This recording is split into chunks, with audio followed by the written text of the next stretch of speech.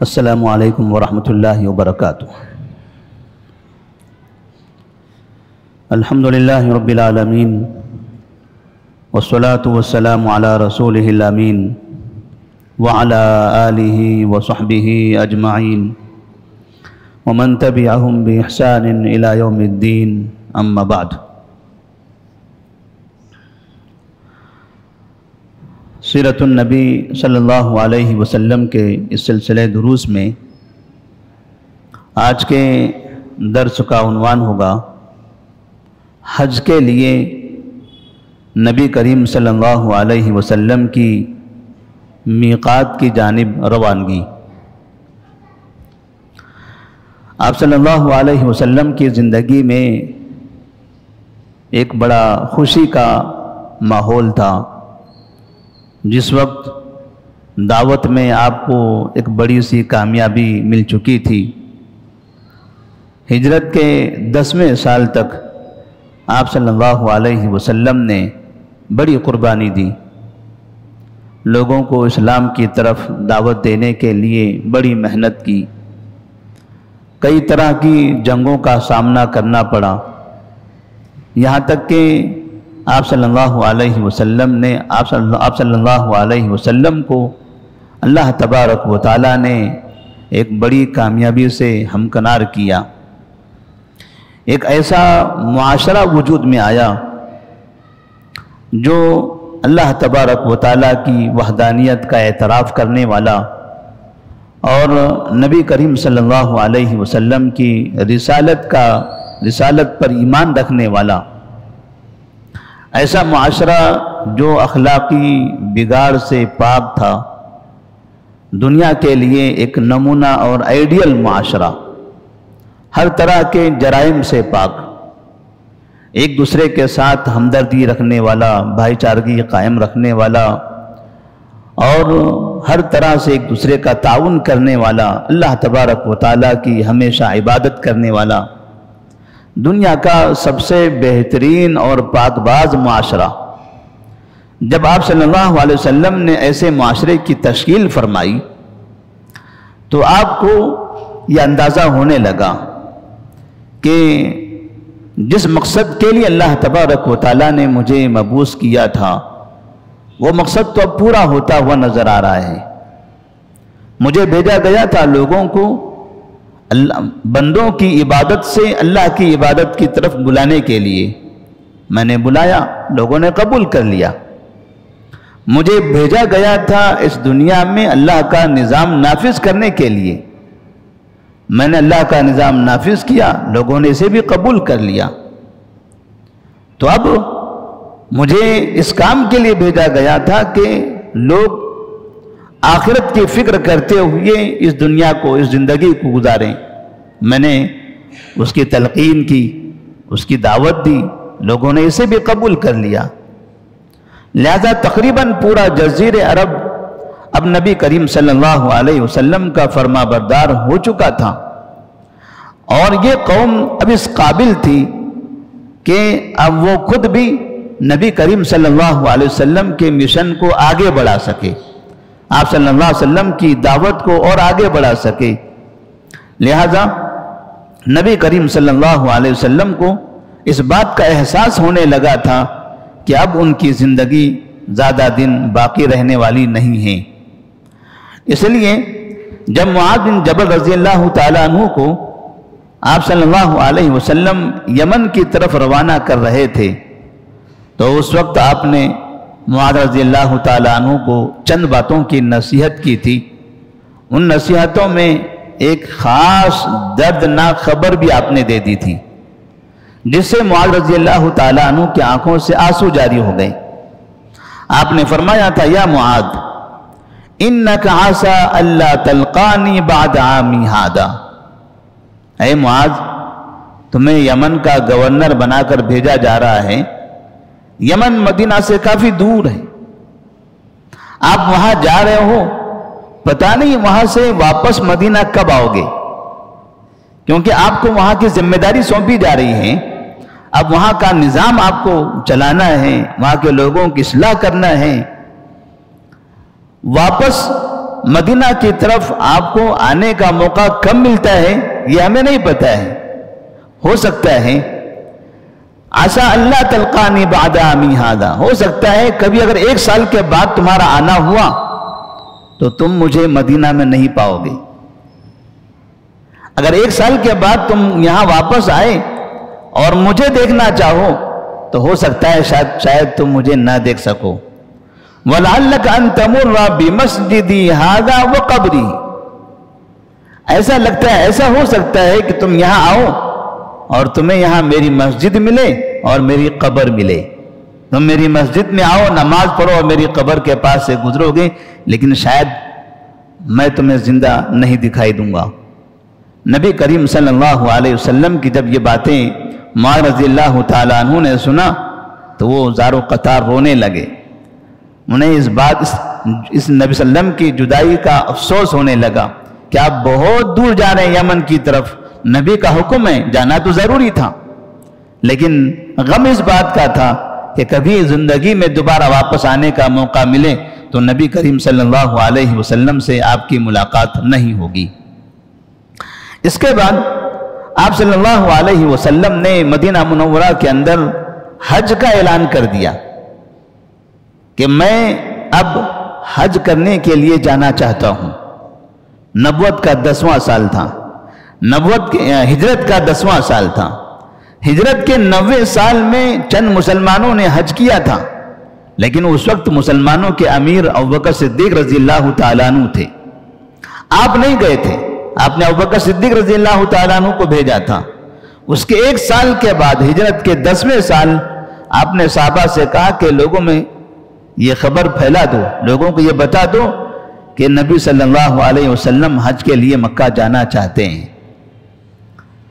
آپ کے حج کو جانے کی یہ خبر جنگل کی آگ کی طرح پھیلنے لگی اور جہاں جہاں لوگوں کو پتہ چلا لوگ ادھر سے ادھر سے مدینہ منورہ میں جمع ہونے لگے. سب کی یہ خواہش تھی کہ نبی کریم صلی اللہ علیہ وسلم کی عمارت میں ہمیں حج کرنے کا موقع ملے، ہمیں وہ شرف حاصل ہو. ایک بڑی سی تعداد مدینہ کے اندر جمع ہو گئی، مدینہ میں بھیڑ لگ گئی صحابہ رضی اللہ تعالیٰ عنہم کی، نبی کریم صلی اللہ علیہ وسلم کے ساتھ حج کا ارادہ کرنے والوں کی. اور پھر آپ صلی اللہ علیہ وسلم 10 ہجری میں ذی-قعدہ کے مہینے میں، جبکہ تقریباً ذی-قعدہ کی 26 تاریخ ہو چکی تھی، 4 دن باقی تھے ذی-قعدہ کا مہینہ ختم ہونے کے لیے، تب آپ صلی اللہ علیہ وسلم حج کے لیے تیاری کرتے ہیں. آپ اپنے گھر میں داخل ہوتے ہیں، بالوں میں کنگھی کرتے ہیں، تیل لگاتے ہیں اور اپنے کپڑے پہنتے ہیں. جو سواریاں، جو قربانی کے جانور آپ لے جانا چاہتے تھے، ان قربانیوں کے جانوروں کو قلادہ پہناتے ہیں، نشانی لگا دیتے ہیں تاکہ لوگوں کو سمجھ میں آئے کہ یہ جانور قربانی کے ہیں. اور پھر اس کے بعد ہفتے کے دن 26 ذی القعدہ کو ظہر کی نماز کے بعد آپ صلی اللہ علیہ وسلم مدینہ سے میقات کی طرف نکل پڑتے ہیں. مدینہ سے میقات جو ذوالحلیفہ نامی میقات ہے، مدینہ شہر کے باہر، آپ صلی اللہ علیہ وسلم بڑی تعداد میں صحابہ کے ساتھ ذوالحلیفہ کے لیے روانہ ہو گئے. ظہر کی نماز کے بعد آپ یہاں سے نکلے تھے، عصر کی نماز سے پہلے آپ ذوالحلیفہ پہنچ گئے. وہاں جانے کے بعد آپ نے عصر کی 2 رکعت نماز پڑھی. یہ سفر شروع ہو گیا تھا، آپ شہر سے باہر نکل گئے تھے، آپ وہاں پہنچتے ہیں، عصر کی 2 رکعت نماز پڑھتے ہیں اور پھر مغرب کا وقت ہوتا ہے، پھر عشاء کا وقت ہوتا ہے، پھر رات ہوتی ہے. یہ پوری رات آپ ذوالحلیفہ میں قیام کرتے ہیں. آپ نے ذوالحلیفہ میں رات گزاری، وہیں آرام فرمائے. پھر صبح ہوئی، اب وہ اتوار کی صبح تھی، اتوار کا دن، اور تقریباً 27 ذی القعدہ تھا. ذی القعدہ کی 27 تاریخ تھی، اتوار کا دن تھا. صبح آپ صلی اللہ علیہ وسلم صحابہ رضی اللہ تعالیٰ عنہم سے کہتے ہیں کہ اتانی اللیلۃ آت من ربی فقال صلی فی هذا الوادی المبارک. رات میرے پاس، میرے خواب میں ایک شخص آیا اور اس نے کہا کہ اس وادی مبارک میں نماز پڑھو. اس وادی مبارک میں نماز پڑھو۔ جس جگہ پر آپ صلی اللہ علیہ وسلم تھے وہاں ایک وادی ہوا کرتی تھی، وادی ایک ندی نما جہاں سے پانی بہتا ہے، ایسی ایک ندی ہے، اس وادی کو وادی عقیق کہا جاتا ہے۔ وادی عقیق مدینہ منورہ میں جامعہ اسلامیہ جہاں سے ہم نے علم حاصل کیا ہے، وہ جامعہ اسلامیہ کے مین گیٹ کے سامنے سے گزرتی ہے وادی، اور پھر وہ وادی سیدھے ایسے ذوالحلیفہ نامی جگہ جہاں پر مدینے کا میقات ہے وہاں تک جاتی ہے۔ تو اس طرح سے یہ جو وادی ہے اس وادی کو وادی عقیق کہا جاتا ہے۔ آپ فرماتے ہیں مجھے کہا گیا کہ صلی فی ھذا الوادی المبارک، اس مبارک وادی میں آپ نماز پڑھیے۔ آپ صلی اللہ علیہ وسلم نے پھر اپنے ساتھیوں سے کہا مجھے یہ بھی کہا گیا کہ آپ کہیے عمرۃ فی حجۃ، یعنی حج کی جو نیت کرنی ہے نیت کا طریقہ آپ کو بتا دیا گیا کہ آپ یہ کہیے عمرۃ فی حجۃ، یہ کہہ کر آپ حج کی تیاری کیجیے۔ تو اتوار کا دن آپ صلی اللہ علیہ وسلم نے صحابہ رضی اللہ تعالی عنہم کو اس بات کی خبر دی، اور اس کے بعد ظہر کی نماز سے پہلے آپ نے غسل کیا، اور اس وقت آپ کے ساتھ عائشہ صدیقہ رضی اللہ تعالی عنہ تھی۔ تو عائشہ صدیقہ رضی اللہ تعالی عنہ نے نبی کریم صلی اللہ علیہ وسلم کے بدن پر اور آپ کے سر پر خوشبو لگائی، آپ کے سب مشک وغیرہ کی خوشبو لگائی، اس کے کچھ نشانات بھی آپ کے بدن پر تھے، سر پر بھی اور بدن پر نظر آتے تھے۔ آپ صلی اللہ علیہ وسلم نے وہ نشانات ختم نہیں کیے، اس کے بعد پھر آپ نے احرام باندھ لیا۔ جب ہم احرام باندھتے ہیں، احرام باندھنے سے پہلے بدن پر جسم کے اوپر خوشبو لگائی جا سکتی ہے، احرام کے کپڑے پر خوشبو لگانا منع ہے۔ اور جب ایک مرتبہ احرام باندھ لیا، اب آگے نکل گئے، تو اب یہاں اس کے بعد نہ احرام کے کپڑے پر لگا سکتے ہیں نہ بدن پر لگا سکتے ہیں۔ اب اس کے بعد کسی بھی جگہ خوشبو کا استعمال کرنا درست نہیں ہے۔ تو نبی کریم صلی اللہ علیہ وسلم کے بدن پر عائشہ صدیقہ رضی اللہ تعالیٰ عنہ نے خوشبو لگائی، بعد میں آپ نے احرام باندھ لیا، اور پھر ظہر کی اسی جگہ پر 2 رکعت نماز پڑھی۔ اب یہاں ایک دن پہلے ظہر کے بعد آپ پہنچے تھے، عصر کی 2 رکعت نماز آپ نے یہاں پر پڑھی تھی، عصر کی 2 رکعت نماز، مغرب کی 3 رکعت نماز، پھر عشاء کی 2 رکعت نماز، فجر کی 2 رکعت نماز۔ اب یہ ظہر کی 2 رکعت نماز آپ نے ادا کی احرام باندھنے کے بعد۔ حج تمتع، حج کی 3 قسمیں ہیں، حج تمتع، حج قران اور حج افراد۔ ہمارے پاس سے جو حجاج کرام جاتے ہیں ہندوستان سے، تقریباً لوگ حج تمتع ہی کرتے ہیں۔ تو حج تمتع کا طریقہ یہ ہوتا ہے کہ یہاں سے جب حاجی جاتے ہیں تو پہلے عمرہ کرتے ہیں، عمرہ کرنے کے بعد حلال ہو جاتے ہیں، یعنی اب وہ احرام کا کپڑا وغیرہ اتار لیتے ہیں، پھر عام زندگی گزارتے ہیں، اپنے جو عادی کپڑے ہوتے ہیں وہ کپڑے پہنتے رہتے ہیں۔ جب ذی الحجہ کی 8ویں تاریخ آتی ہے پھر اس دن دوبارہ حج کا احرام باندھتے ہیں، اور وہاں سے حج کا تلبیہ پکارتے ہوئے مینا جاتے ہیں، پھر مینا، عرفات، مزدلفہ، اس طرح سے حج پورا کرتے ہیں۔ تو پہلے عمرہ کیا جاتا ہے، عمرے کے بعد پھر احرام نکال دیا جاتا ہے، پھر بعد میں حج کے موقع پر حج کا احرام باندھتے ہیں۔ اس طریقے کو حج تمتع کہا جاتا ہے۔ پھر آپ مسجد سے یا اس جگہ سے اپنے خیمے سے باہر آئے، اور قصوہ نامی جو سواری آپ کے پاس موجود تھی اس سواری پر آپ سوار ہوئے، اور وہاں پر تلبیہ پکارا، وہاں آپ نے تلبیہ پکارا، لبیک اللہم لبیک لبیک لا شریک لک لبیک ان الحمد والنعمت لک والملک لا شریک لک۔ پھر یہ سواری تھوڑا سا بیدہ نامی مقام کی طرف پہنچی، یعنی اب وہاں سے باہر کی طرف میدان کی طرف آئی، ذوالحلیفہ جگہ سے جب باہر نکلی ہیں تب وہاں بھی آپ نے بلند آواز سے تلبیہ پکارا ہے، لبیک اللہم لبیک لبیک لا شریک لک لبیک ان الحمد والنعمت لک والملک لا شریک لک۔ اس طرح سے آپ صلی اللہ علیہ وسلم کے حج کا یہ سفر شروع ہوا۔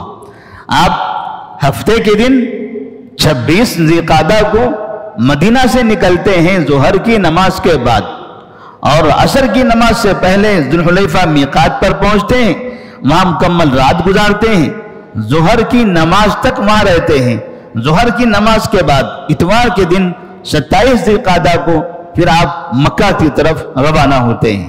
مکے کا جو سفر تھا ایک طویل سفر ہے. انشاءاللہ اس سفر کی تفصیل آئندہ کے درس میں بیان کی جائے گی.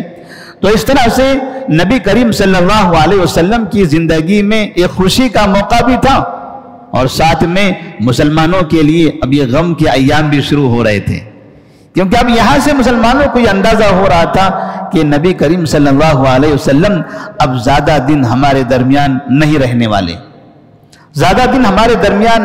والے، اور اس اندازے کی وجہ سے، اس خبر کی وجہ سے، چونکہ نبی نے بھی خبر دے دی تھی معاذ رضی اللہ تعالیٰ عنہ کو، تو مسلمانوں پر تھوڑا سا غم بھی تھا اور ساتھ میں نبی صلی اللہ علیہ وسلم کے ساتھ حج کرنے کا موقع حاصل ہوا تھا، تو انہیں خوشی بھی تھی. اللہ تبارک و تعالیٰ سے دعا ہے کہ اللہ تبارک و تعالیٰ ہم تمام کو بھی حج کرنے کی توفیق عطا فرمائے. جو حجاج اکرام یہاں سے جا رہے ہیں اللہ ان کے سفر کو آسان فرمائے، جو جا چکے ہیں اللہ تبارک و تعالیٰ انہیں ان کی منزل تک آسانی کے ساتھ پہنچائے، اور ان تمام حجاج کو حج کی مکمل عبادت کے بعد سنت نبوی کے مطابق عبادت کر کے اپنے علاقے میں امن کے ساتھ واپس آنے کی توفیق عطا فرمائے. والسلام علیکم ورحمۃ اللہ وبرکاتہ.